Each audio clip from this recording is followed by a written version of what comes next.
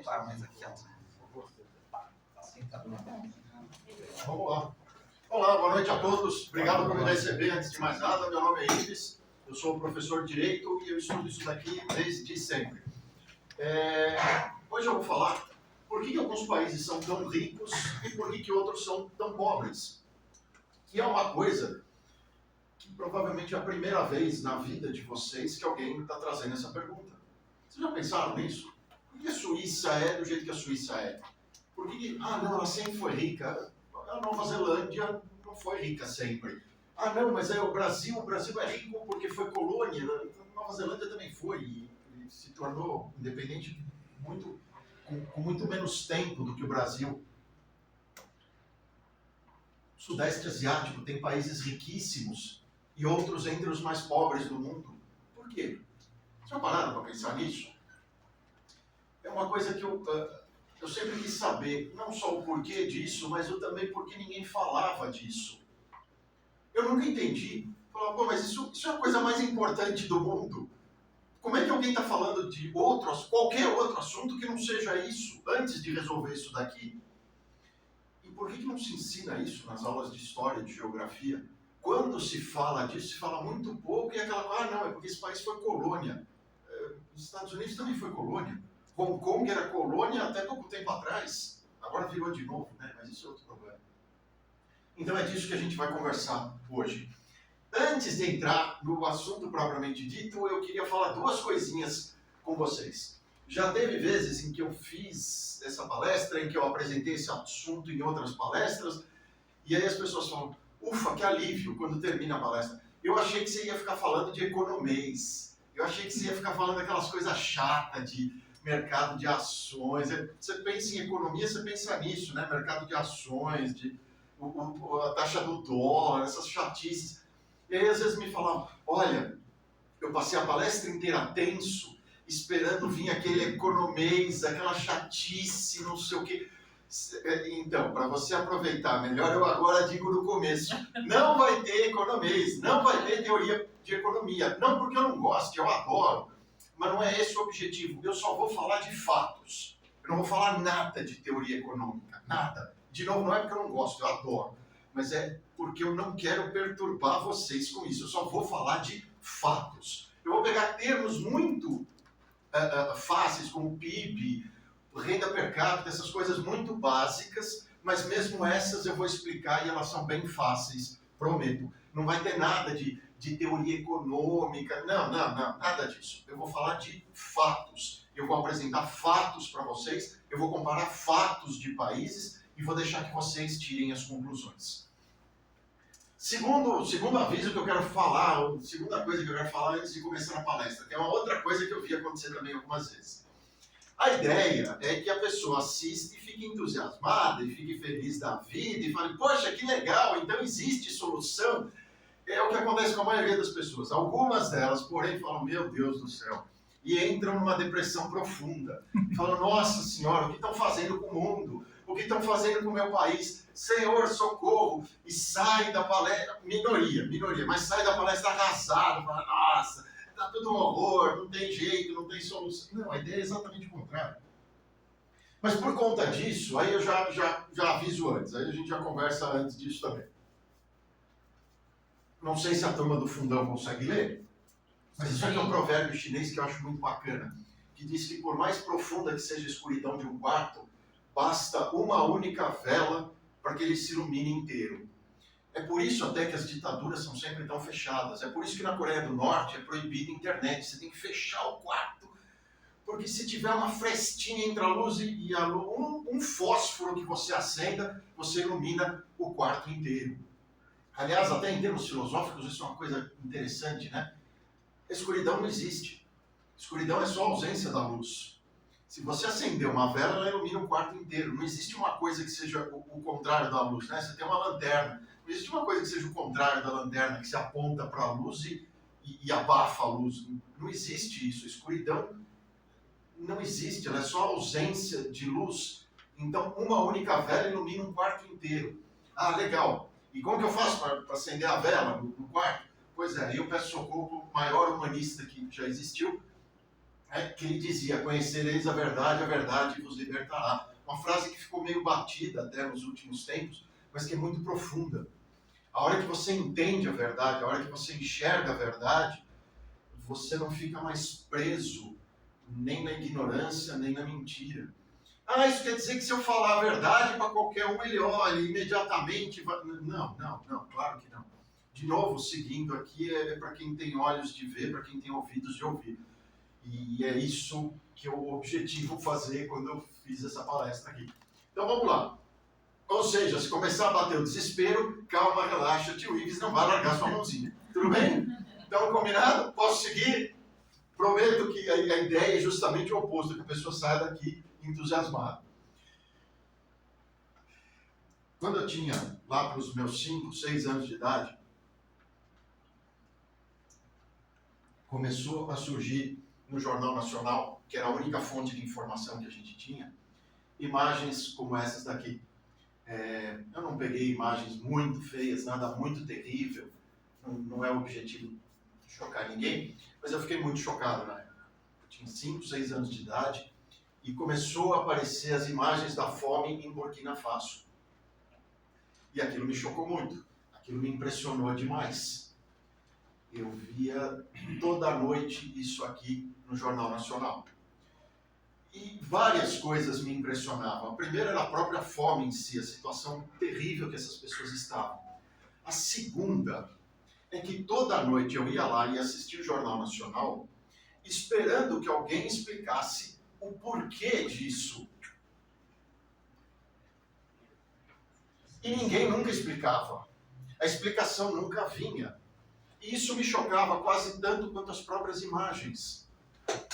Eu não conseguia entender o que estava acontecendo e não conseguia entender por que ninguém explicava o que estava acontecendo.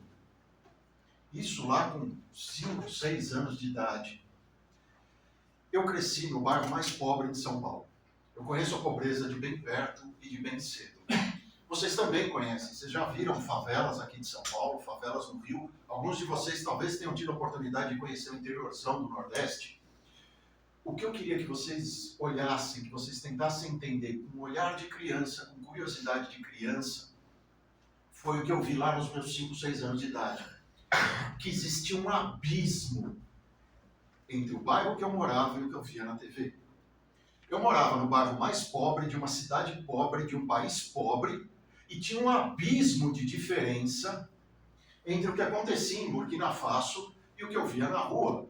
Na rua eu via pessoas pobres, mas eu não via milhares de crianças desesperadas procurando comida. Eu não via gente desmaiando na rua de fome. Tinha um mercadinho ali, que era pobre e tal, mas tinha comida ali, não faltava comida. As pessoas não comiam o que elas queriam, mas no geral as pessoas não passavam fome. E se tinha alguém nessa situação, sempre ia ter um primo, alguém, alguma coisa. Não tinha gente morrendo de fome no meio da rua, não tinha isso.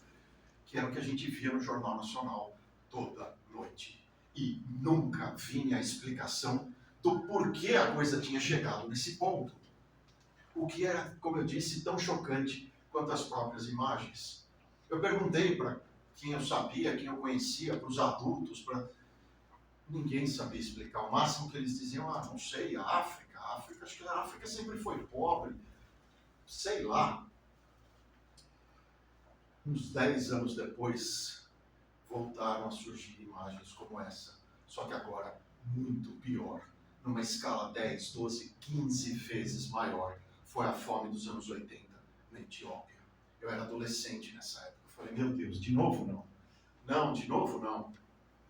E você perguntava para as pessoas e ninguém sabia. E de novo, o Jornal Nacional mostrava imagens pavorosas, agora campos muito, muito maiores, forrados de crianças morrendo de fome, adultos desesperados morrendo de fome, migrações de milhares de pessoas indo de uma cidade para outra, porque teve uma notícia de que talvez chegasse uma ONG com alguma comida e o pessoal desesperado atravessando o deserto para chegar lá. E eu falava, não, de novo não. E adivinhe, noite após noite, ninguém explicava o porquê disso. Ninguém explicava esse abismo. Eu olhava o mesmo mercadinho e falava, Por que lá não tem um mercadinho desse? Por que não tem alguém? Por que ninguém leva comida para esse povo? Não sei se vocês sabem, mas a Etiópia é um país com uma história riquíssima, um país tão antigo que é mencionado até na Bíblia. Nunca foi colônia de ninguém, nunca.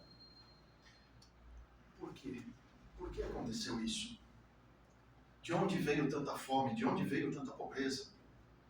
Por que um bairro mais pobre, numa cidade pobre, num país pobre? Por quê? Por que esse abismo?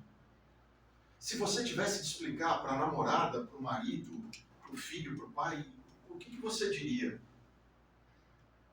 Se você tivesse de explicar para aquele garoto de 5 anos, lá no meio do Heliópolis, o que você diria para ele?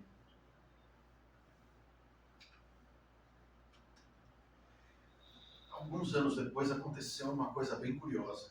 Eu tinha um tio que trabalhava na Philips.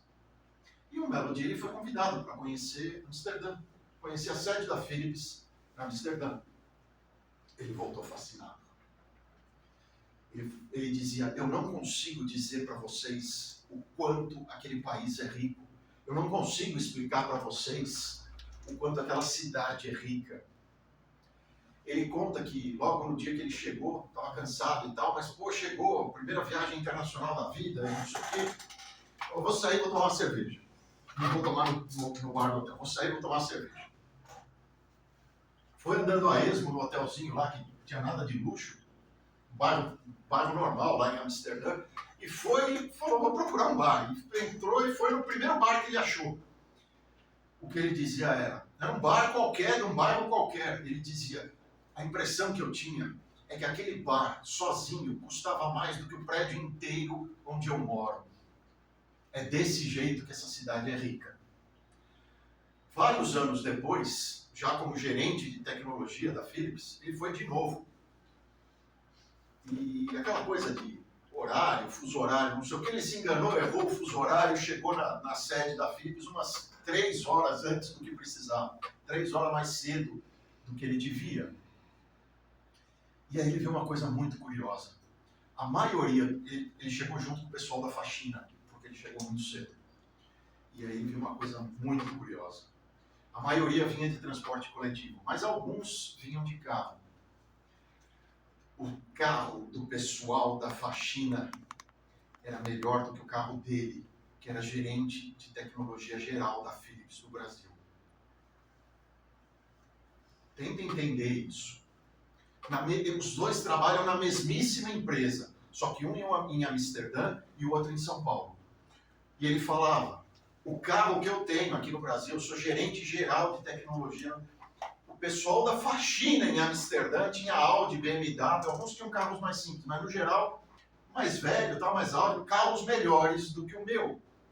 E aí eu lá, no começo da minha adolescência, vi de novo um outro abismo, só que para o outro lado. Um outro abismo. O gerente geral de tecnologia da Philips, da mesmíssima Philips no Brasil, tinha um abismo entre o carro dele e o carro do pessoal da faxina da Philips. Aí eu falo, meu Deus, imagina comparar. Isso é comparar o gerente geral com o faxineiro. Imagina comparar faxineiro com faxineiro. De novo, tem um abismo, só que agora para o outro lado. E eu me perguntava, por quê? Como? De onde? De onde vem tanta diferença? De onde vem esse abismo? Você ter, a Etiópia tão pobre, você ter Países Baixos tão ricos e o Brasil meio que mais ou menos ali no meio das coisas. Por quê? Por quê? Por quê? De onde vem tanta diferença? De onde vem tanta riqueza, tanta pobreza? E eu me perguntava e não conseguia descobrir. E eu tentava estudar e não conseguia descobrir. Foi nessa época que eu comecei a estudar economia. Muito antes de pensar de ir para a faculdade, eu comecei a procurar livros de economia, porque falava, eu vou achar a resposta. E eu não achava a resposta. Eu não entendo nada de PowerPoint, por isso foi uma aluna que fez essa apresentação para mim. Aí de brincadeira ela colocou isso daqui. Essa imagem sozinha refuta toda a teoria socialista. Isso daqui, para quem não sabe, são balseiros fugindo de Cuba. O balseiro é um cara que faz um barco feito de lixo, como vocês podem ver, porque lixo nesse caso, isopor e madeira em cima, é a única coisa que eles têm acesso. Eles se jogam no Golfo do México, que é o lugar mais infestado de tubarão do mundo, e rezam para conseguir chegar por México ou em Miami. De cada 8 que tentam, 4 são presos pela polícia ou pela marinha cubana, 3 morrem na tentativa, ou afogados, ou de fome, ou de sede, ou de insolação, ou devorado por tubarão, e de cada 8 só um chega. Porque a educação em Cuba é a melhor do mundo, porque a medicina em Cuba é a melhor do mundo. Ela colocou isso de brincadeira. E falou, professor, depois apaga. Eu falei, não, eu vou deixar, eu gostei da ideia. Como disse o meu irmão, né? Meu irmão fala, essa palestra são 40 anos de estudo resumidas em 40 minutos de palestra. Ela falou, resume em 4 segundos então, ó, isso aqui é a palestra. Eu achei legal, eu não vou tirar não. Só para vocês saberem, nessa época, quando eu era adolescente, eu tinha um professor de história, um professor de geografia, e diziam, isso é tudo mentira. Imagina essa história de balseiro, que mentira, não existem balseiros, isso é propaganda imperialista, de dizer que as pessoas se jogam no mar para fugir de Cuba. Isso é tudo, eu fui ensinado de que isso aqui era mentira. Aliás, até por isso eu acho legal. E aí, na escola, ainda lá na primeira vez, não foi na segunda, na primeira vez em Burkina Faso, os alunos também, os outros, horrorizados com aquilo, na época não se falava de outra coisa. E a gente foi e perguntou na escola, professora, por que isso? Como é que Burkina Faso é tão pobre? A professora, coitada, né, escola pública, lá no meio do Iobos, ela falou o que ensinaram para ela, coitada. Os países ricos exploram os países pobres. Eu queria ter feito a pergunta seguinte, mas não fui eu. Foi uma menininha que tinha lá seus 5, 6, 7 anos de idade, que nem eu.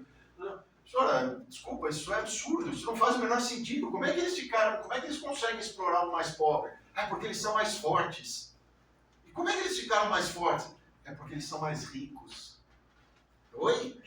Como é que é isso? Ele ficou mais rico porque ele é mais forte? Ele é mais forte porque ele é mais rico? Senhora, desculpa, essa explicação não faz o menor sentido. Ela própria falou, tem razão, não faz mesmo.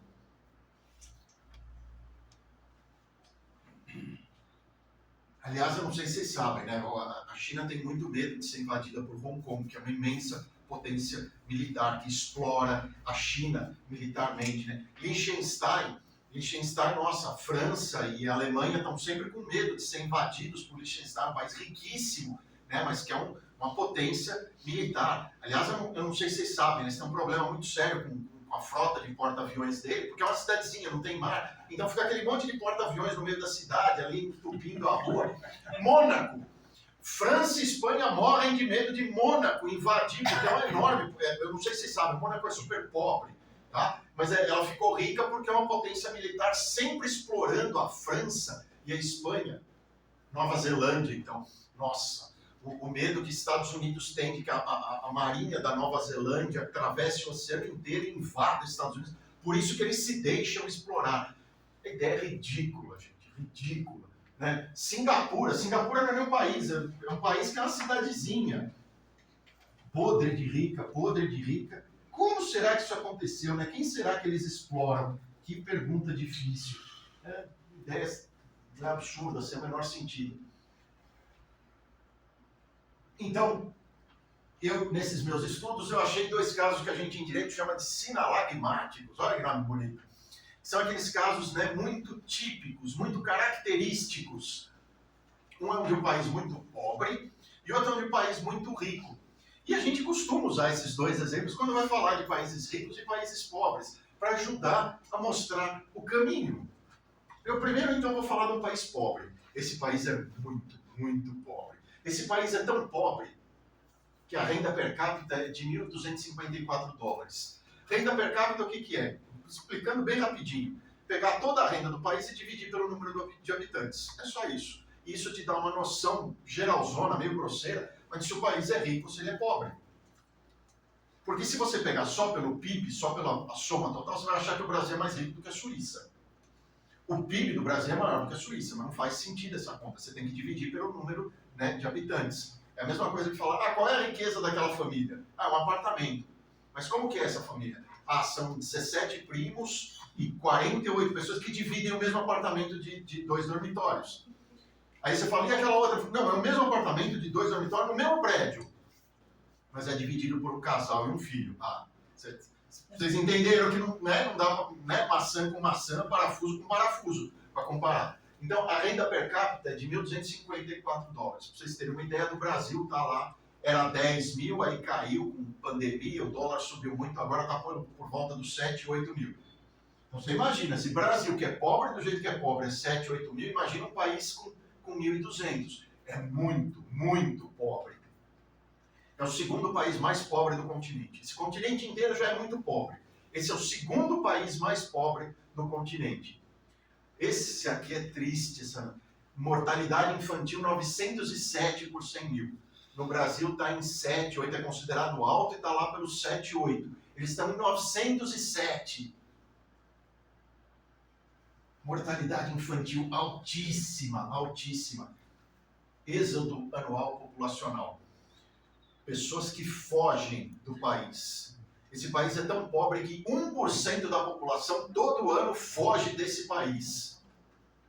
O que talvez é o pior de todos. 40% da população à beira da inanição. Isso não é falta de nutrientes, isso não é alimentação ruim, isso não é alimentação deficitária, é à beira da inanição. A beira da inanição significa à beira de morrer de fome. Quase metade da população está à beira de morrer de fome. 40% da população nessa situação pavorosa. De que país eu estou falando, gente? Haiti? Que país eu estou falando?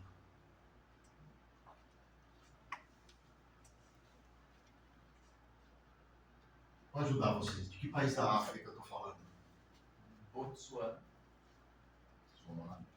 Botsuana tem uma renda per capita 50% maior do que a do Brasil. Botsuana já foi o segundo país mais pobre da África. Está bombando de crescimento. Hoje eles têm uma renda de $15 mil por mês, 50% mais alta do que a do Brasil. De que país da África eu estou falando? Burkina. Burkina Faso? Eu estou falando de um país da África, gente, chamado Suécia. Suécia. Suécia. Pô, você falou que era na África. Licença poética. Pô, você falou que era pobre. Era pobre. Agora o verbo está no tempo correto. Esses são os dados reais da Suécia em 1850. Parece difícil de acreditar na Suécia, que hoje é riquíssima. Esses são os dados reais da Suécia de não muito tempo atrás, 1850. Ah, não, isso é muito... Não é. Isso é o tempo do avô do seu avô. Não é tanto tempo assim. Em termos de história econômica, é muito pouco. Em termos de história geral, é um nada. É difícil de acreditar, mas em 1850, 40% da população da Suécia estava à beira da fome total. A Scarlett Johansson teve a família que fugiu da fome para os Estados Unidos, porque na época dos bisavós dela, a Suécia estava passando fome. Quando a gente vai estudar isso daqui, é muito curioso, porque você encontra economistas da época dizendo coisas assim: a Suécia é miserável, e a Suécia sempre vai ser miserável, porque durante metade do ano seu solo fica congelado, e portanto ela não consegue nem produzir comida para si mesma. Como é que vai produzir qualquer coisa? A Suécia é pobre, e a Suécia sempre vai ser pobre, porque ela não consegue competir com o colosso industrial que é a Grã-Bretanha. A Suécia é pobre e sempre vai ser pobre, porque sua população é pequena, e portanto ela nunca vai ter massa crítica para se tornar um país rico. É difícil de acreditar, mas era o que os economistas suecos diziam sobre a própria Suécia nas décadas de 1840, 1850. E hoje, a Suécia é um país pequeno, a população dela é menor do que a cidade de São Paulo, e ainda assim é um país tão rico, tão desenvolvido, que os caças que a Força Aérea Brasileira está comprando, caça é provavelmente a coisa mais complexa que você consegue ter numa unidade só. Os caças que o Brasil compra são de projeto sueco, fabricação sueca, tecnologia sueca, tudo vem da Suécia. Difícil de acreditar, mas é a verdade. De novo, o que aconteceu? Por que ela era tão pobre? Como que ela chegou a ser tão rica? Como? Agora eu vou falar de um outro país. país rico. Muito, muito rico. Um país tão rico que é a maior renda per capita do continente. Lembra que eu falei a renda per capita? A mais alta do continente inteiro é desse país. É a 10ª maior renda per capita do mundo. Em alguns meses ela chegou a ser a primeira do mundo, primeiríssimo lugar em alguns períodos. Mas no geral é a 10ª maior do mundo. Não, já sabemos que não é a Alemanha, não é a Inglaterra e não é a Itália. Por quê? Porque os salários nesse país são tão altos que alemães, ingleses e italianos sonham em ser aceitos nesse país, especialmente engenheiros. 14 anos seguidos com crescimento maior do que 7,7% ao ano. Então é 7,7 em cima de 7,7 em cima de 7, juro acumulado, juro composto, 14 anos seguidos com crescimento de deixar os chineses com inveja.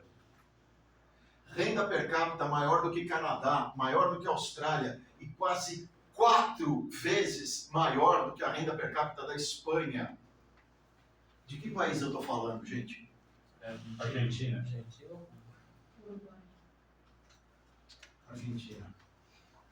Argentina. Parece difícil de acreditar. Mas isso é Argentina exatamente na mesma época que a Suécia era tão pobre. Ai, a culpa é da colonização. Suécia nunca foi colônia de ninguém. A Argentina foi colônia quase tanto tempo quanto o Brasil. Daqui a uns anos eu não vou mais poder usar esse exemplo, espero. Graças ao Milei, provavelmente muito tempo eu vou ter que usar o exemplo da Venezuela, que também já foi bem mais rica, muito mais rica do que é hoje, mas não era tão podre de rica quanto era a Argentina lá em 1850, 1860, 70. Pois é, e aí a gente vai tentar encontrar as razões de riqueza e pobreza. E aí você começa a estudar, você vai ver umas explicações bizarras, para não dizer outra coisa. Tem laser aqui? Tem, sim. Aí. Ah, aqui, olha só que legal. Rima! Eu já ouvi essa história. Essa é de doer. Você já deve ter ouvido alguma farofa desse tamanho. De que, país que é muito quente, as pessoas ficam preguiçosas. E aí elas não trabalham, e aí o país fica pobre. É por isso que a Suécia era pobre daquele jeito. Mudou o clima, mudanças climáticas, e aí mudou o clima da Suécia. A Argentina, então, nossa, mudou o clima também, virou ao contrário, né? A Suécia era muito quente, e depois ela ficou fria. A Argentina, então, era super fria, agora lá virou um país super quente. Localização geográfica. Não, a Europa fica no meio do mundo. E então, por isso, tudo passa ali no meio, por isso que ela é rica. Ai, Jesus, Nova Zelândia, que fica no meio do nada, é rica a troco de quê, então? Né? A Suécia, que era pobre, ficava no meio da Europa. Não faz o menor sentido. Aquela história de religião, Max Weber. A história do Max Weber é até interessante, né? A moral protestante. Então, não sei se vocês sabem, o Japão é super protestante. A Coreia do Sul, então, nossa, um protestantismo na Coreia do Sul. Vocês não imaginam. A Holanda e Bélgica cada vez mais ateias, né? Lá eles fecham presídio porque não tem bandido e estão fechando também igreja porque não tem mais... É super comum. Você vai num hotel, o hotel era um presídio. Você vai num restaurante, o restaurante era uma igreja. Recursos naturais. Esse aqui, felizmente, ninguém fala mais essa bobagem. Não, o país é rico porque tem petróleo. A Venezuela, então... Os países da África que tem ouro, diamante, petróleo, tem tudo. Deve ser essa a explicação, né? Por isso que eles são os mais ricos do mundo. Educação. Esse aqui é um mito difícil de derrubar. Até os liberais adoram esse mito aqui. Vocês realmente acham que mudou o sistema educacional na Argentina quando ela começou a despencar de riqueza? Vocês realmente acham que foi a educação na Suécia que trouxe riqueza? Não foi, ao contrário. Aliás, não sei se vocês sabem, até bem pouco tempo atrás, a cidade de Buenos Aires sozinha tinha mais livrarias do que o Brasil inteiro, somado. Reflexo de época de riqueza de quando tinha uma excelente educação. É o contrário, gente, a educação que segue a riqueza. Não é a riqueza que segue a educação. A Educação é fundamental, mas não achem que melhorando a educação, como muitos liberais dependem, isso vai fazer o país vai ficar rico. Não vai, não vai. Tem uma infinidade de exemplos que mostram exatamente o contrário. O país ficando rico, depois a educação acompanha. O país ficando pobre, depois é que a educação decai. Cultura! Esse vocês vão ver muito também. O brasileiro é folgado, o brasileiro é preguiçoso, o brasileiro não tem a cultura do trabalho. Mudou a cultura na Suécia, então. Mudou a cultura na Argentina. Não faz o menor sentido isso. Claro, tem aspectos culturais de países pobres que são vias de mão dupla, digamos assim. O país com Estado muito grande acaba tendo muita corrupção. Um país que tem muita corrupção, a corrupção deixa de ser considerada uma coisa errada e começa a ser meio que aceita. Existe isso, mas não é isso que faz o país ser pobre ou ser rico. Protecionismo, intervencionismo, vocês vão ouvir muito isso. A Coreia do Sul, ela ficou rica graças ao protecionismo. Aí depois que o país fica rico, aí ele defende livre mercado. Mentira. Todo país já teve, em algum período, alguma época, alguma coisa, algum intervencionismo e algum protecionismo. Aí eles pegam aquele pedaço daquele... isso aqui é a causa de tudo. Se fosse verdade, o Haiti era o país mais rico do mundo. Se fosse verdade, o Brasil tinha a indústria de informática mais desenvolvida do mundo. É muito, muito fácil provar que essa ideia está completamente errada. Ter colônias. Durante muito tempo se acreditou que para o país ser rico, ele tinha que ter colônias. E aí o Estado foi ficando cada vez maior e assumindo colônias. Essa é possivelmente a principal explicação da Primeira Guerra Mundial. Na Alemanha se acreditava, como se os líderes da Alemanha acreditavam como os líderes da França, da Inglaterra e de Bélgica. Ou você explora ou você é explorado. Essa história de liberalismo lá do século XIX está superado. De países ficando ricos juntos, isso está superado. Ou você é explorador ou você é explorado. A ideia já, que o socialismo gosta muito, mas que a gente vê desde o mercantilismo. Ou você é explorador ou você é explorado. Então é melhor ser explorador e você ter bastante colônia. Então vamos nos armar, vamos nos tornar uma potência e ter bastante colônia também. Porque é isso que gera riqueza. Reflexo disso é o inverso. Não, o país tal é pobre porque ele foi colônia. Também, como a gente já viu, não faz o menor sentido. Como foi colônia? Estados Unidos foi colônia. Nova Zelândia, Austrália foram colônia. Etiópia nunca foi colônia de ninguém. Qual que é a explicação, então? Eu fui estudar isso, eu fui estudar economia, e eu procurava a resposta, e não achava, e não achava, e não achava. E livro de economia, lia um monte de livro de economia, encontrava economês, que muita gente acha chato, né? E lá, demanda elástica, demanda inelástica, do que esses caras estão falando? Por que o livro não tem isso logo na primeira página? Por que um livro de economia fala de qualquer outra coisa que não seja explicar por que existe país rico, por que existe país pobre? E quanto mais eu lia, mais desesperado eu ficava. Em um determinado ponto eu falei, eu não vou achar resposta em lugar nenhum. E na economia eu realmente não achei. Eu fui encontrar a resposta na política. Graças a Henri Maxud, minha eterna gratidão a Henri Maxud, que comprou uma revista chamada Visão para falar mal da ditadura militar. E nessa revista ele falava de Hayek, de Mises. E aí é que eu fui entender que isso não estava nos livros de economia. Isso estava numa coisa muito mais profunda. É aí que eu fui entender que economia depende das instituições.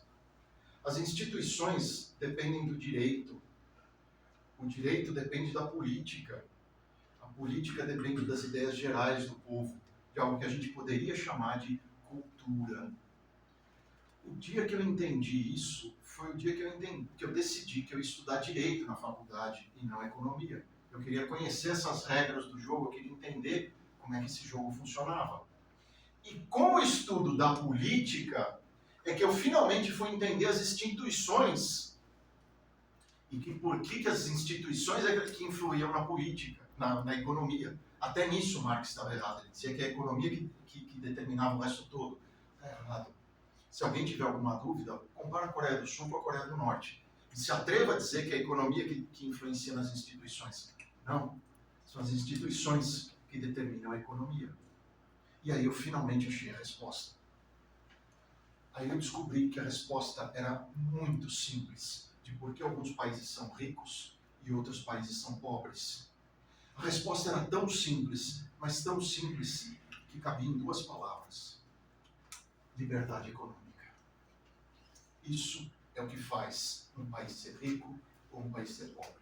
Ter liberdade econômica para permitir que a própria sociedade produza riqueza. Não adianta ter recursos naturais. O Japão não tem nada de recurso natural. Singapura não tem nada de recurso natural. Hong Kong é um rochedo no meio do mar que tinha uma favela em cima até a década de 50. Hoje a renda per capita de Hong Kong é 50% maior do que a colônia, do que a Inglaterra. De quem Hong Kong foi colônia. Veja, de 1950 para cá, olha o quão pouco isso é, o quão curto é esse tempo. Liberdade econômica. Mas o que é liberdade econômica? Ou como é que a gente mede liberdade econômica? Eu convido vocês a conhecer a Heritage. Heritage Foundation, eles medem a liberdade econômica com 10 parâmetrozinhos muito claros, muito objetivos. E aí você consegue ter uma medida de liberdade econômica. Não vira só força de expressão, jogo de palavras. Rule of law, né? o Estado de Direito, direitos de propriedade, liberdade de corrupção, governo limitado, liberdade fiscal, gastos do governo, regularidade, eficiência regulatória, liberdade de negócio, liberdade de trabalho, liberdade do dinheiro. Você pode fazer o negócio que você quiser. Você pode aqui em Santo André falar, vou prestar serviço de transporte público. Não pode, você vai preso. Tem uma licitação, na verdade, por quê? Quando alguma coisa é crime, quem que vai cuidar dela? Criminosos. Não é à toa que o crime organizado está dominando tanto o transporte coletivo. Em São Paulo é igualzinho. Na Alemanha, não sei se vocês sabem, o sujeito não gosta do provedor de internet no prédio, eles falam, vamos fazer um provedor de internet próprio para o nosso prédio. E é super comum isso lá. É um provedor de internet para aquele condomínio. Aqui no Brasil, se você fizer isso, a Polícia Federal bate na sua porta, é crime federal. São alguns exemplos apenas do quão pouca liberdade econômica a gente tem. Mercados livres, liberdade de mercado, liberdade de investimento, liberdade financeira. Isso então a Heritage pegou e fez em 10 critérios em que eles dão notas. E eles conseguem medir de maneira muito objetiva esses 10 termos, esses 10 critérios. E aí eles têm esse gráfico aqui que parece super complicado, mas na verdade é muito simples. Aqui nesse eixo é a renda per capita. E aqui nesse eixo é o índice de liberdade econômica. Isso aqui é a prova final do que eu estou falando. Cada ponto desse, cada quadradinho desse é um país. E é uma regra que não se altera, uma regra de correlação altíssima. Quanto mais livre é um país, maior a renda per capita dele. Isso aqui não é uma opinião, não é uma hipótese, não é um argumento, isso aqui é um fato. Quanto mais livre o país economicamente, mais rico e desenvolvido ele é. Tem alguns pontos fora da curva? Tem. Por quê? Porque esse gráfico não inclui o fator tempo. A Suécia tem liberdade econômica faz muito tempo. Então é óbvio que ela vai ser muito mais rica do que, por exemplo, a Irlanda, que é livre econômica, mas com liberdade econômica que surgiu há muito menos tempo. Mas aí a gente tem essa prova. E aí a gente vê isso. Isso está meio difícil de entender. Vamos comparar país com país por renda per capita. Então vamos falar de Brasil, Austrália e Coreia do Sul. Lá em 1820. Em 1820, a renda per capita do Brasil, já adaptada para o valor do dólar atual, era muito baixa. Cadê? 683 dólares. Bem baixo, bem baixo. Para os padrões atuais é baixíssimo. Tá? Mas vamos lembrar que isso foi em 1820. Aí a gente tem a Austrália. A Austrália era bem mais pobre do que o Brasil. Tadinha da Austrália. 580 dólares lá em 1820. Tinha deixado de ser colônia há pouco tempo, era um país que estava começando, um país colonizado basicamente por bandido. E não é força de expressão. Não sei se vocês sabem, a Austrália era uma colônia penal. Jogavam os bandidos lá para não ter que cuidar deles. E foi assim que surgiu a Austrália. Essa é a origem supernobre do país chamado Austrália, uma colônia penal. Aí em 1950, olha o Brasil, Brasilzão, de 1820 para 1950, olha o quanto melhorou. Pulou de 1.600 para 1.600, olha só. A Coreia do Sul, coitadinha, estava saindo de uma guerra feroz, 876 dólares. Que tristeza, que dureza, que situação. E aí a gente vê em 2021, Brasilzão, 7.500 dólares, olha o quanto melhoramos. Nossa, Brasil, orgulho. Brasil, Zil, como diria a Rede Globo. Essa é a renda per capita da Austrália em 1821. 60 mil dólares. E a da Coreia do Sul, 34. Agora em 2023 já passou dos 37, se não me engano. Por quê? Agora a gente sabe, liberdade econômica. O Brasil tem pouca liberdade econômica. As fontes não mentem. O Brasil tem pouca liberdade econômica. Ele cresceu sim, mas cresceu muito menos do que poderia. Olha o quanto a Austrália cresceu. Imagina se a gente tivesse bastante liberdade econômica desde essa época. Como teve um país chamado Estados Unidos, que em 1820 tinha uma renda per capita não muito maior do que a nossa. E aí eu faço, se ainda tiver difícil, eu faço uma pergunta para a coisa ficar mais fácil ainda. Quanto ganha um faxineiro por mês? Aonde? Salário Aonde? Aí eu essa pergunta tinha pegadinha. Se eu estou comparando países, quanto ganha um faxineiro onde? Pois é, quanto ganha um faxineiro no Brasil? Alguma coisa ali, 1.000 e pouco, 1.500. A gente arredonda no Brasilzão para 500 dólares, para deixar tudo em dólar. É menos do que isso porque o dólar subiu muito, tá? Mas vamos arredondar, vamos ser generosos. Na Dinamarca, quanto vocês acham que ganha um faxineiro na Dinamarca? É utopia não precisar de Bolsa Família. É utopia não precisar de SUS. É utopia achar que até um faxineiro não precisa dessas coisas. Um faxineiro na Dinamarca ganha por volta de 5.000 dólares por mês. Não é utopia, é liberdade econômica. Dinamarca, países nórdicos são socialistas. Dinamarca tem mais liberdade econômica do que Estados Unidos. Eles têm imposto alto, é verdade, porque eles foram ricos durante tanto tempo que agora eles se deram ao luxo de ter um estado de bem-estar social. Mas não existe lei trabalhista, direitos de propriedade são muito mais rígidos do que os dos Estados Unidos. É um país com altíssima liberdade econômica, só tem um ponto imposto. E na Tanzânia, gente? Quanto ganha um faxineiro na Tanzânia? Menos que o Brasil. Menos do que o Brasil? Ganha 50 dólares por mês. Fazendo exatamente o mesmo serviço. O faxineiro do Brasil, o da Dinamarca e o da Tanzânia. Trabalhando exatamente o mesmo número de horas. Na verdade, o da Dinamarca trabalha bem menos. Sexta-feira, às 3 da tarde, ele para de trabalhar. Os produtos são bem melhores que eu já fiz faxineiro.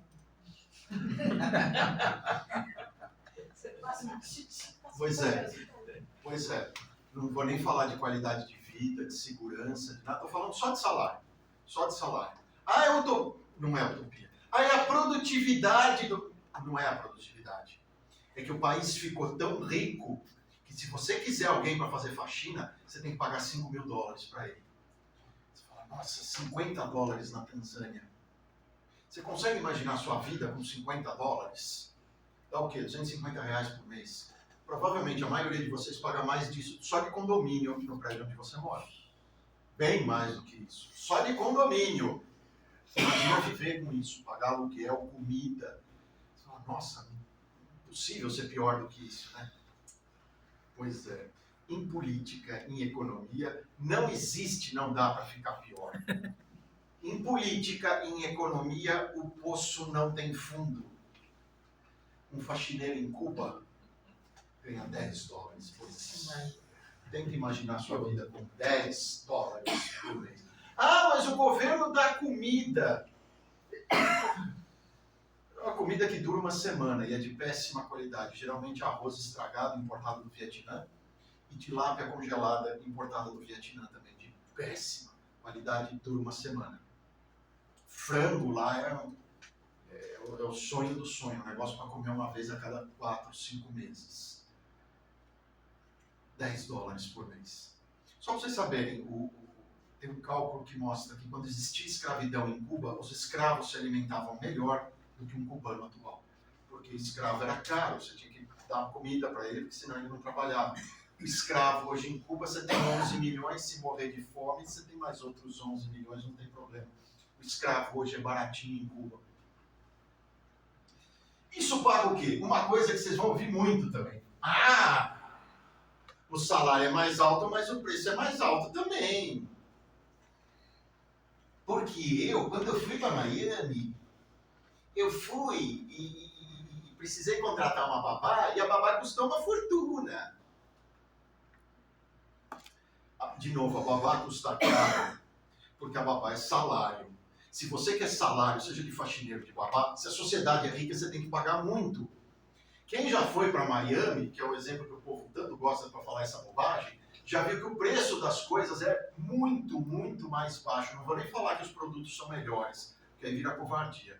Os preços são muito mais baixos. O preço de um carro tosco no Brasil, você compra um carro de primeiro nível nos Estados Unidos. Um preço de um Blazer, de um Honda City, você compra um Corvette, você compra um Mustang. As coisas são muito mais baratas. Por quê? Porque a produção é muito maior, porque o imposto é muito menor, porque tem mais liberdade econômica para fornecer esses bens. Então, olha o ponto duplo. Os salários são muito mais altos e os preços dos produtos são muito mais baixos. A única coisa que é mais alta é salário. Se você quiser uma faxineira, aí você vai ter que pagar caro, porque o salário é caro. Se você quiser uma babá, você vai pagar mais caro.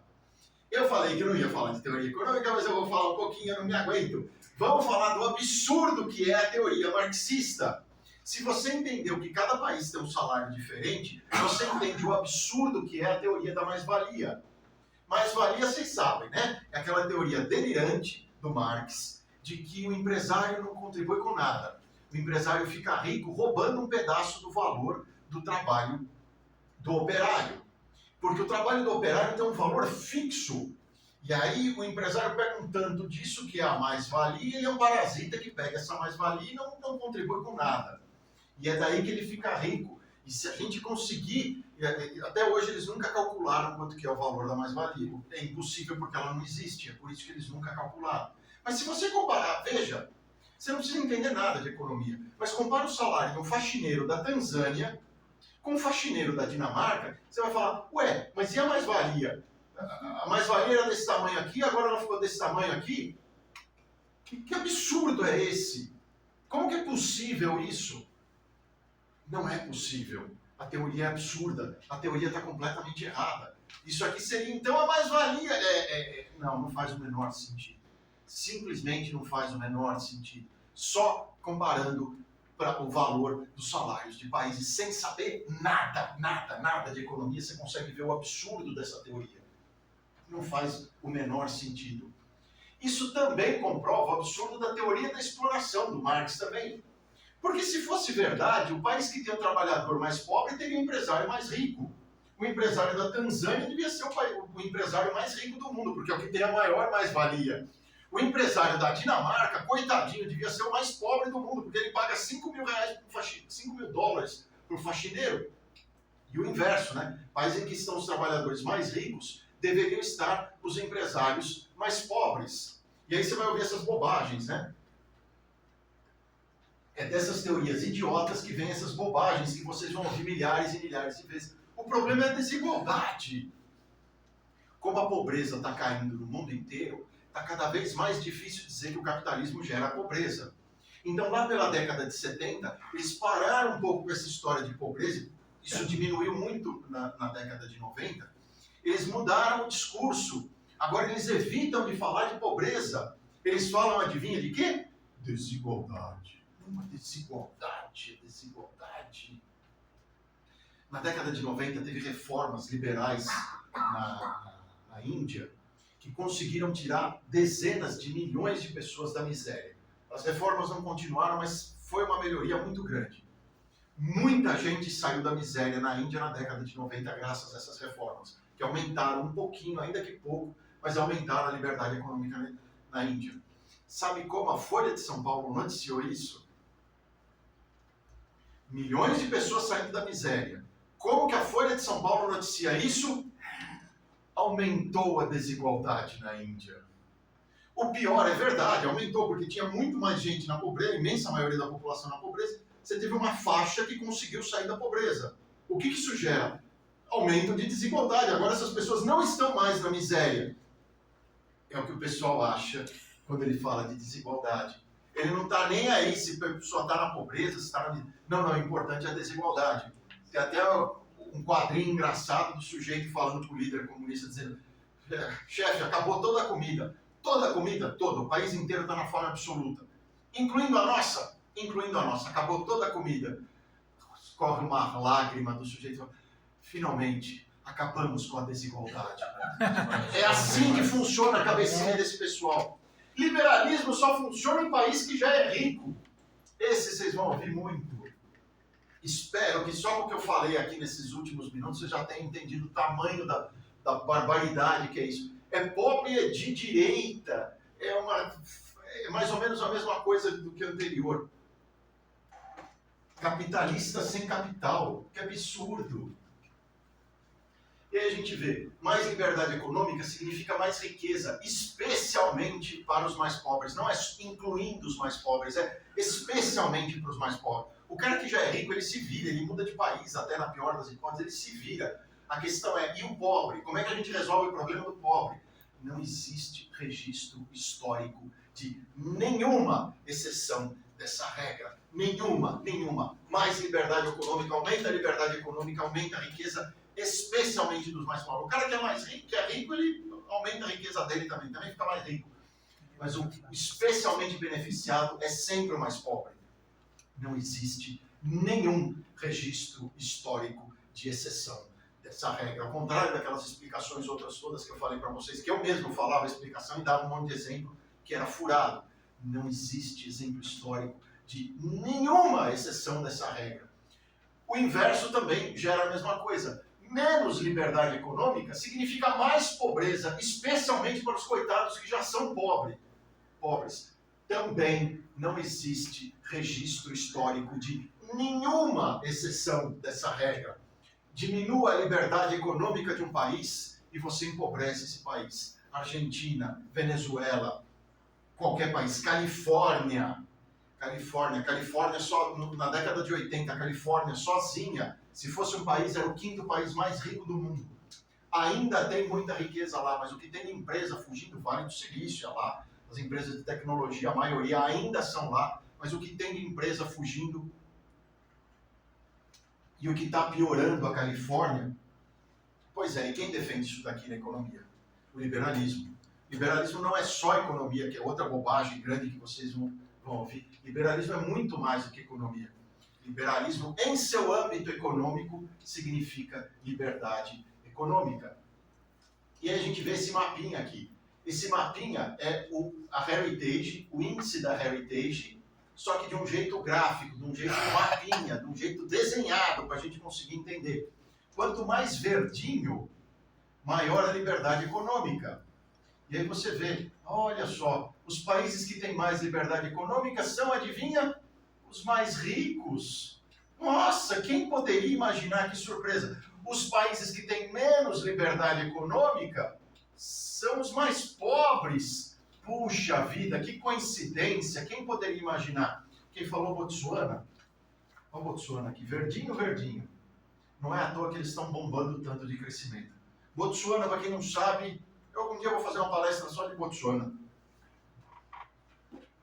O país tinha absolutamente tudo para dar tão ou mais errado do que todos os seus colegas na África.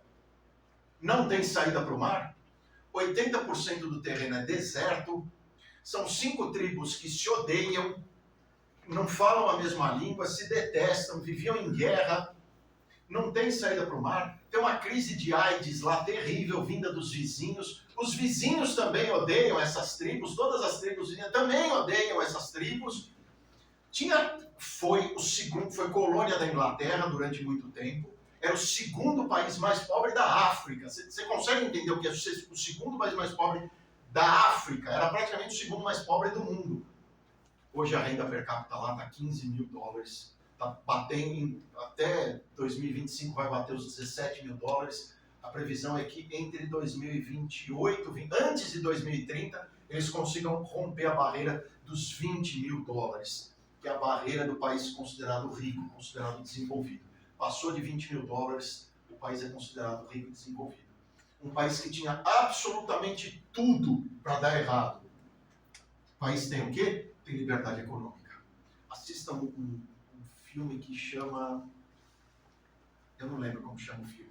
O rei, o cara que se tornou rei em Botsuana, ele é casado com uma moça da Inglaterra, que ele conheceu quando estudou na Inglaterra. Uma história de amor muito bonita, mas que também conta essa coisa de como Botsuana saiu 6 aldeias miseráveis e está virando um país rico e desenvolvido.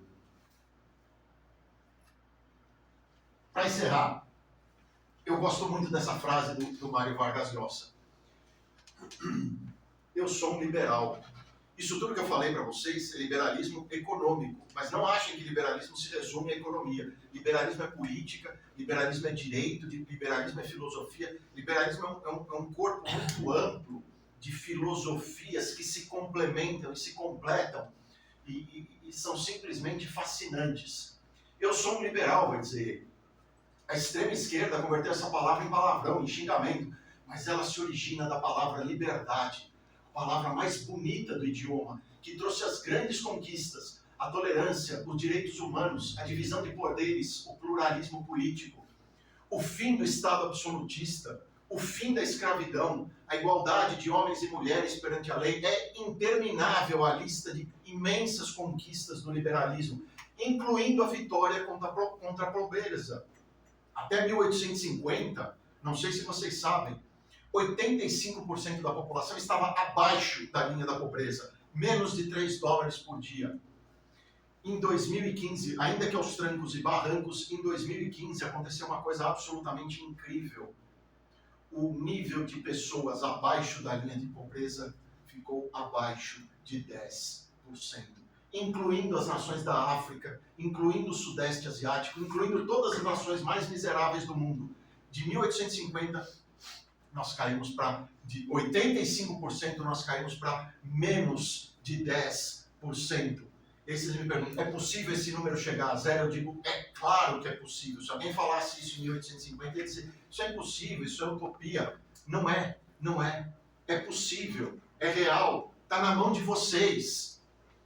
É só ter liberalismo, é só ter liberdade econômica, é só ter liberdade política.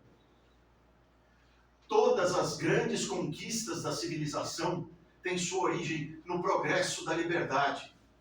O importante do pensamento liberal é que não se trata de um pensamento dogmático, não é fanático e aceita a possibilidade de equivocar-se, de estar errado, e, portanto, está permanentemente se corrigindo e se autocriticando.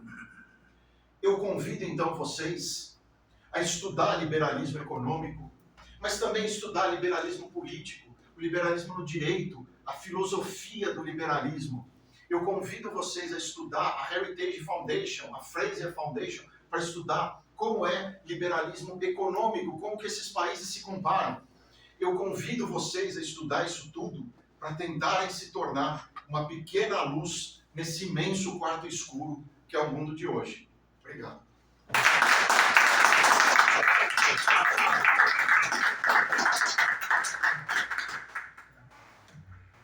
É isso aí. Se quiserem fazer perguntas. Fotinho. Quero fazer uma oração e uma pergunta.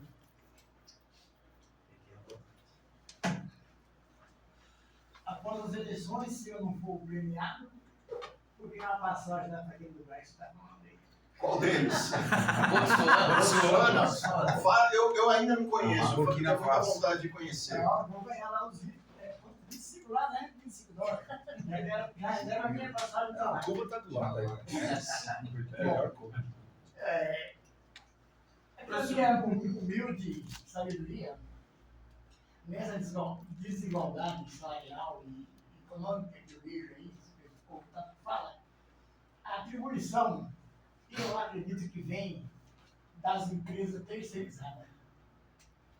Porque até 78 não tinha essas empresas. O trabalhador não tinha tanto direito. Que na verdade o trabalhador tem direito, mas ele não leva. Ele entra numa empresa, ganha 5 mil, no final do mês leva 2 para casa. Então ele não ganha nada. Então não tem direito. Porque se ele ganhasse 5 e levasse os 5, mas o que eu vou mandar? Na hora de mandar embora, você tem que receber, você recebeu todo mês, você recebe 5.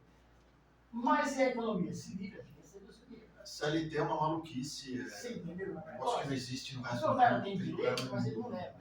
E aí, essa firma terceirizada, as empresas, a escola aqui, paga para a empresa, que tem aqui os faxineiros, vamos dizer assim, o que a empresa precisa. Mas o faxineiro não leva. Para encerrar, uma época aí, foi em 93, 94, eu achei que podia, contratei uma empresa temporária para me trazer os pessoal que fiz uma obra da Fiat.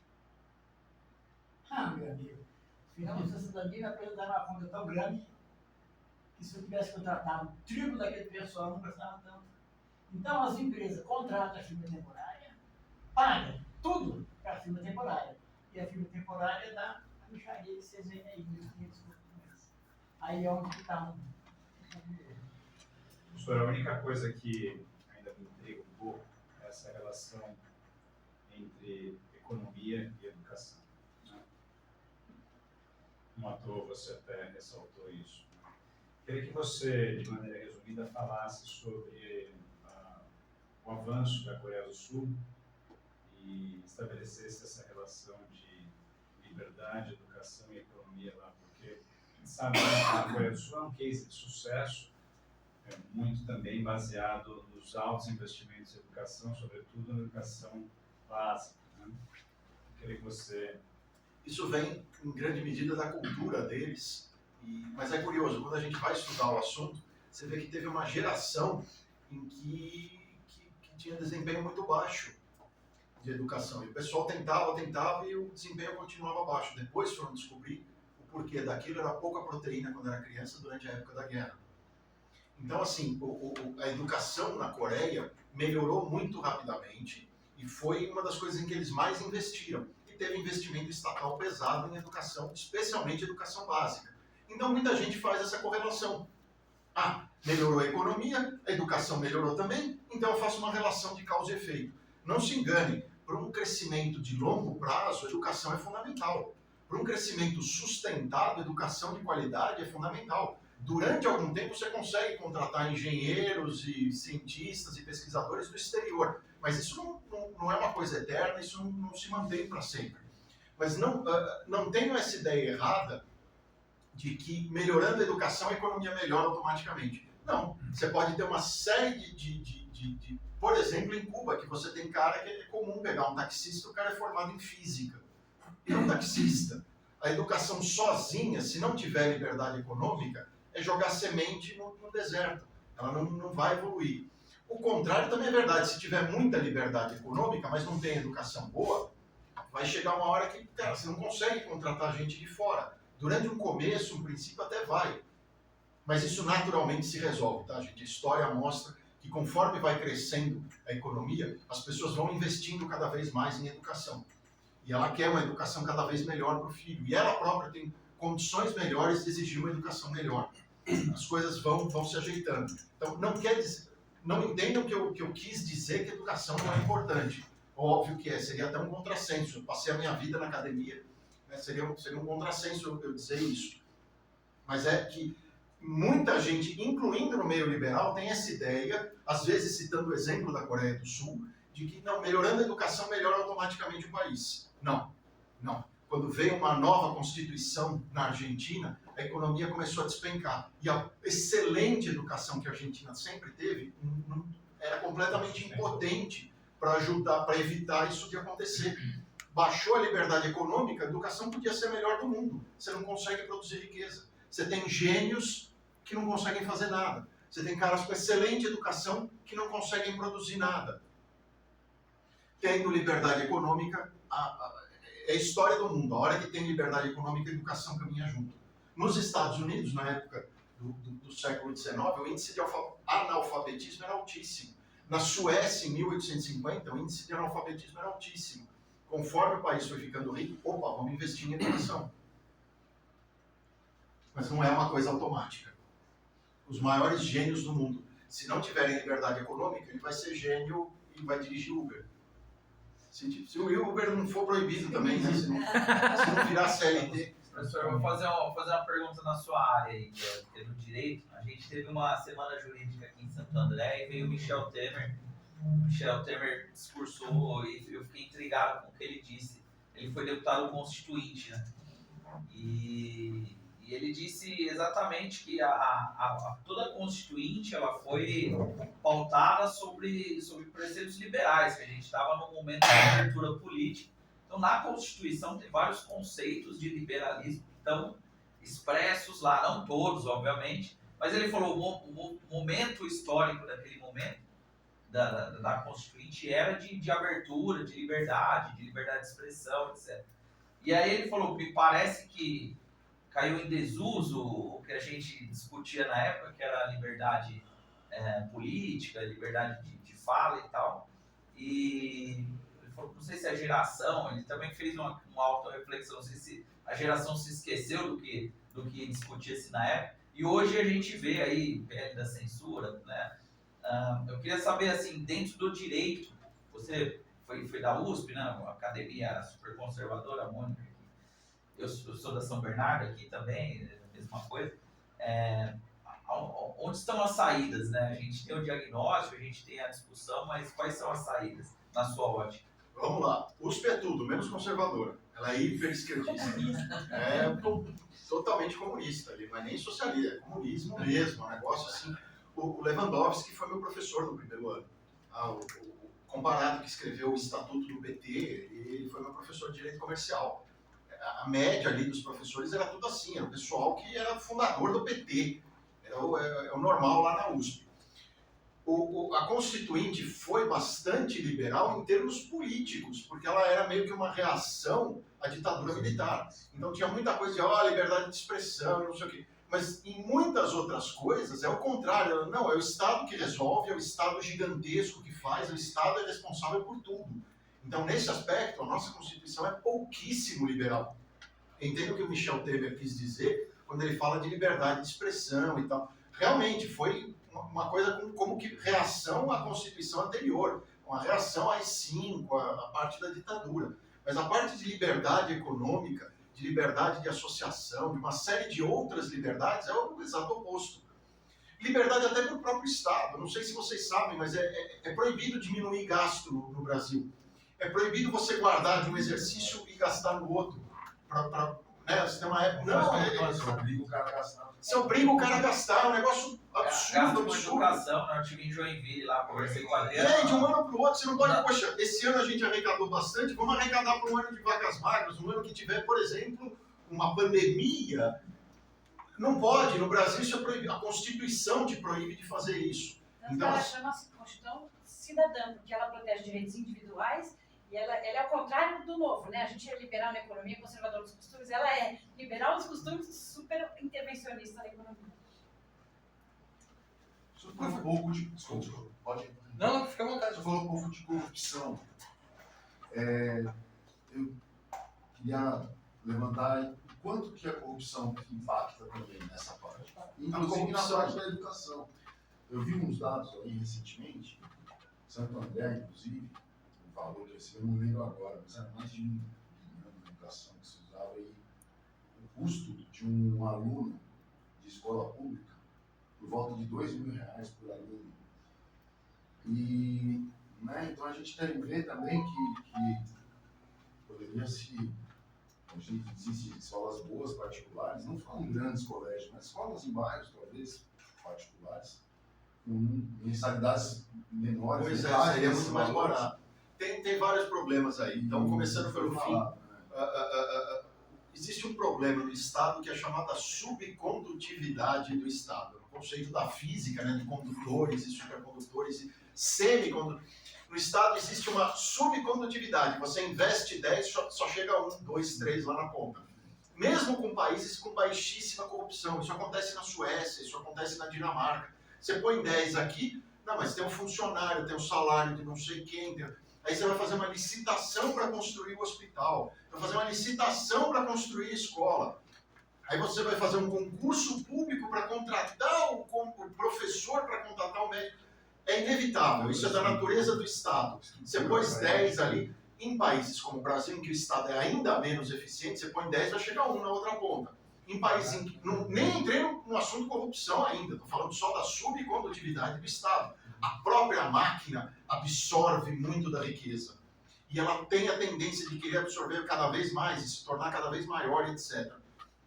Eu vejo, agora indo na sua pergunta mesmo, eu vejo a corrupção muito mais como consequência do que como causa.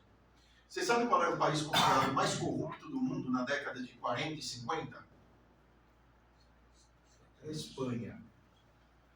Fizeram uma pesquisa e tal, e pesquisaram onde era a Espanha. Hoje está com índice, não é tão bom quanto Dinamarca e Suécia, mas está um índice bom, ali na média da Europa. É um país de baixa corrupção. O que gera a corrupção? Eu vejo corrupção, de novo, muito mais como consequência do que como causa. O funcionário público não pode vender favores dos quais ele não dispõe. Então, Estado grande sempre vai ter corrupção grande. Estado gigantesco sempre vai ter corrupção gigantesca. A corrupção, a meu ver, é muito mais consequência de um Estado grande, que você depende de autorização do funcionário público, do carimbo A, do carimbo B, do carimbo C. Então é importante ter leis que combatam a corrupção? É importante, a Mônica pode falar disso melhor do que eu. É importante ter ferramentas, instrumentos e Ministério Público?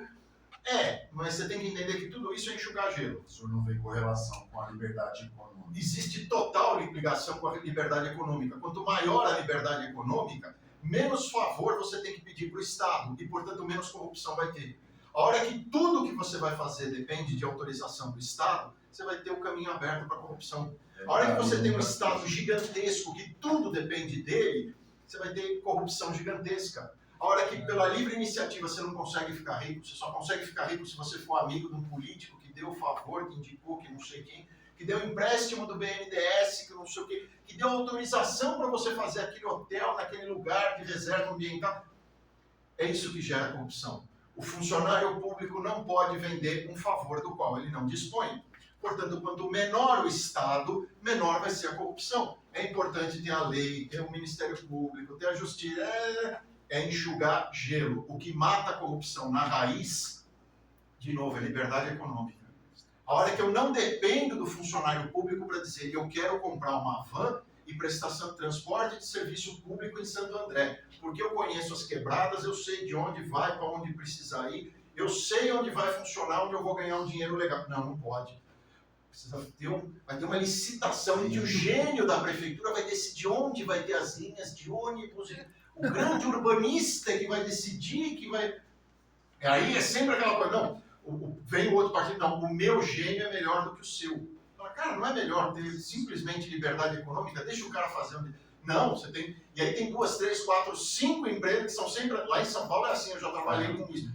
E são sempre as mesmas, pode? Só complementar, existe sim uma relação que é o seguinte, como nós temos um Estado extremamente corrupto, as pessoas que estão tomando decisão por nós chegaram lá não porque nos representam, porque tem um alinhamento de ideia, e sim por causa de corrupção. Então, o fato de, porque ele diz a verdade, né?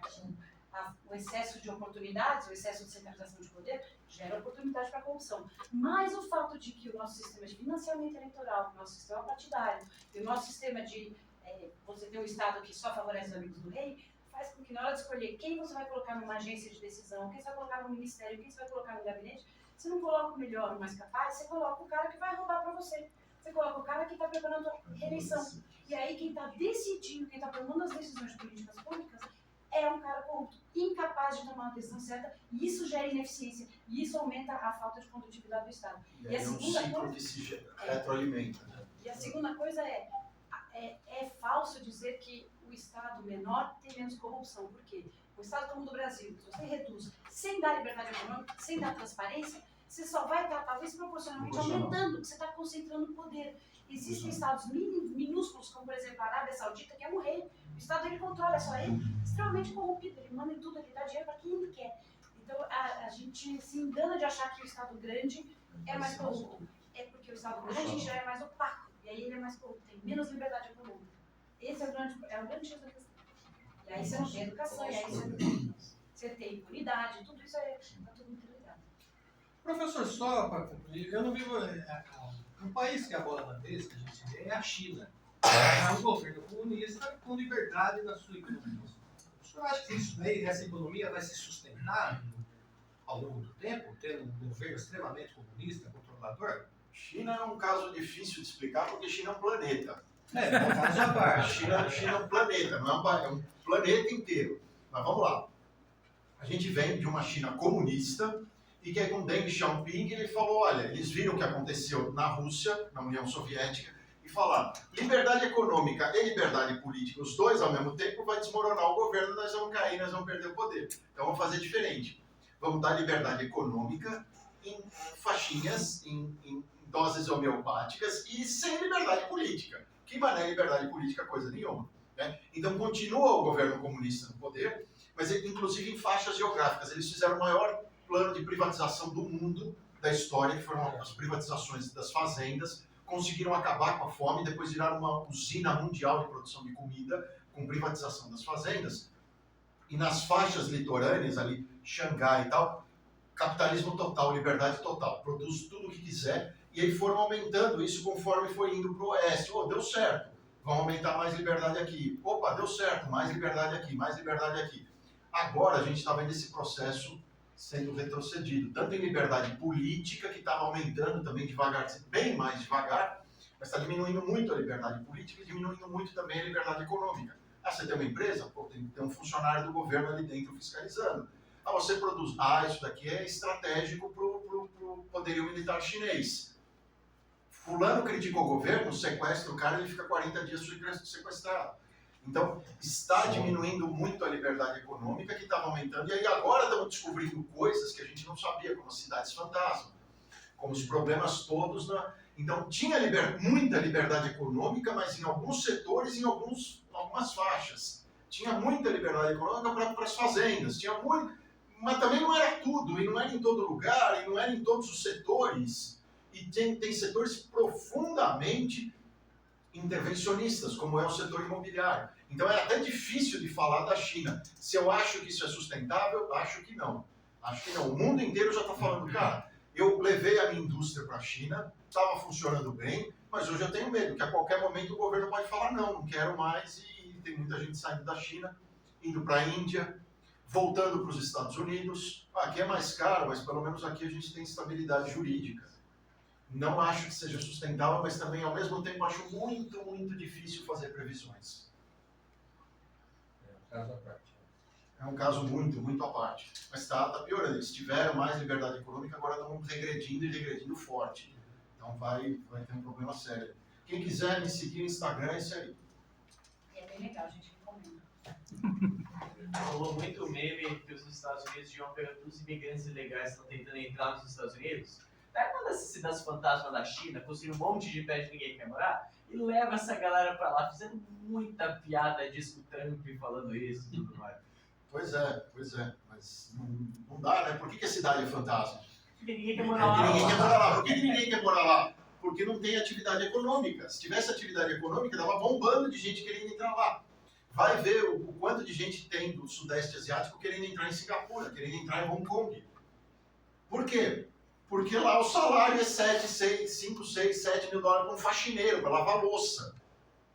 Todo mundo quer. Vai na cidade fantasma chinês, qual a atividade econômica? Nenhuma, ninguém mora lá. Pode mais uma? Pode. Complexo. Por mim, Até minha Professor, 3 medidas para salvar o nosso país de maneira estruturante, claro, se isso passa por mais uma reforma constituinte. Qualquer coisa que aumente a liberdade econômica, melhor. Então, tem coisas até que dá para fazer no município. O vereador pode fazer coisas muito importantes. Eu dei exemplo aqui de transporte coletivo. Isso é matéria do vereador.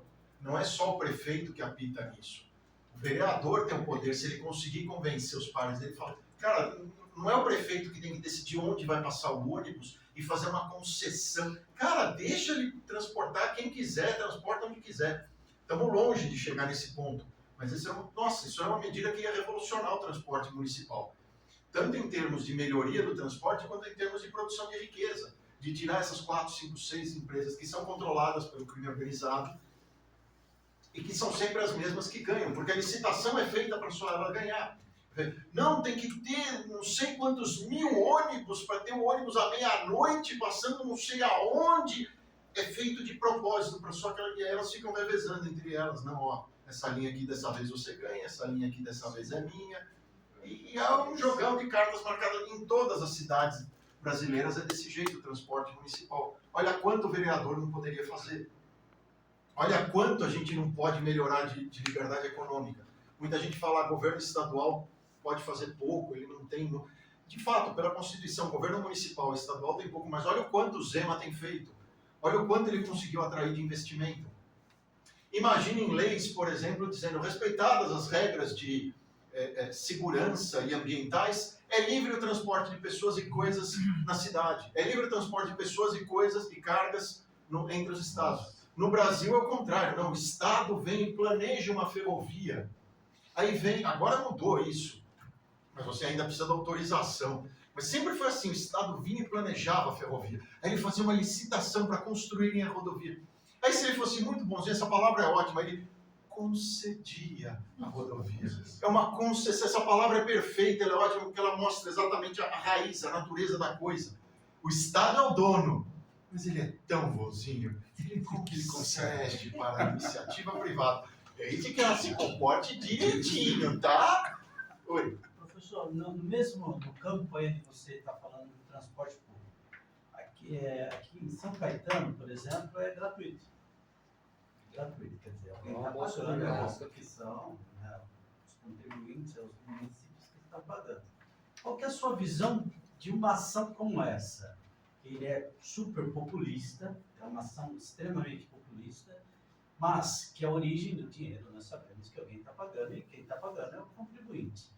Mas qual que é a sua visão, assim? Qual que é o seu cerne assim, da coisa? O que você acha que está ali no... Como dizia o Milton Friedman, é muito fácil você tomar decisões erradas quando não é você que está pagando a conta. Então, assim, São Caetano é uma cidade muito rica por causa das indústrias. Está sobrando dinheiro. Então, se está sobrando dinheiro, não era muito melhor diminuir o imposto? Não era muito melhor você falar, quem que realmente precisa de transporte gratuito? Tá, nós vivemos no Brasil, mesmo quem mora em São Caetano é dentro do Brasil, então tem gente pobre ali. Quem que precisa? Não, vou dar transporte, é populismo puro, eu vou dar transporte coletivo para todo mundo. Se a sociedade tivesse menos imposto, incluindo o imposto municipal, a sociedade inteira era mais rica e precisaria menos de transporte gratuito. E você não teria transporte coletivo de graça, incluindo para quem não precisa. Mas se não sou eu que estou pagando a conta, eu vou lá e faço transporte público de grátis. E de grátis que quem está comprando e vendendo coisa é que está pagando. Vamos lembrar, 40% do feijão é imposto. 40% do arroz é imposto. 30% do remédio que o sujeito está desesperado comprando para o filho no meio da madrugada é imposto. Não, mas aí a cidade é rica, vamos dar transporte municipal de grátis. É Brasil. Pessoal, já estouramos o horário, peço perdão, mas muito obrigado a todo mundo.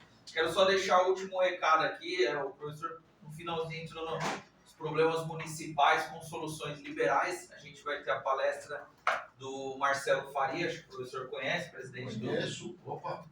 Né? A gente vai falar só de soluções liberais para problemas municipais. Então, ele vai explicar o pacote liberal para os próximos vereadores aqui de Santo André, quando que vai ser? 8 de maio. 8 de maio, no Educandário. No Educandário. Então, estão todos convidados. Quem está aqui, quem não está aqui. Quem não está aqui, tá via internet. Quem está aqui, segue a gente, o Novo 30. Eu acho que eu dei o recado aqui, beleza? Não esquece do Rap 30. Novo 30 Santo André. Dia 30 a gente tem o Rap 30. Dia 8 em maio. Então, professor, muito obrigado. Eu que agradeço. Tchau. Obrigado, viu? Mais uma vez.